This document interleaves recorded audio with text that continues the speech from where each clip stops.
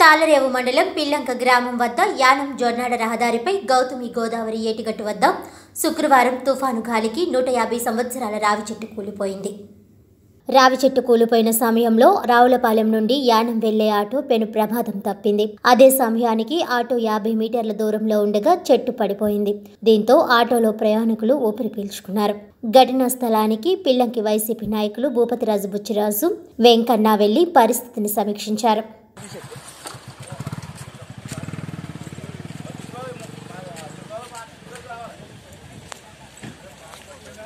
పిల్లంక గ్రామము ఈ రావి చెట్టు 150 సంవత్సరాల చరిత్ర రావి చెట్టు ఈరోజు తుఫాను వల్ల భారీ తుఫాను వల్ల నేల కూలిపోయింది. దీనివల్ల గ్రామ ప్రజలు చాలపుట్ట నుంచి రావి చెట్టు ఎంతో పవిత్రంగా ఉండి గోదావరి నదీ తీరాన ఈ రావి చెట్టు అందరికీ అనుకూలంగా ఉండి పూజలు గట్టి చేసేవారు.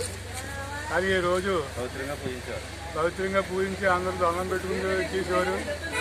ఈరోజు ఈ రావి చెట్టు నేల కూలడం వలన అందరూ ఇదిగా ఉండి చాలా బాధపడుతున్నారు గ్రామస్తులందరూ.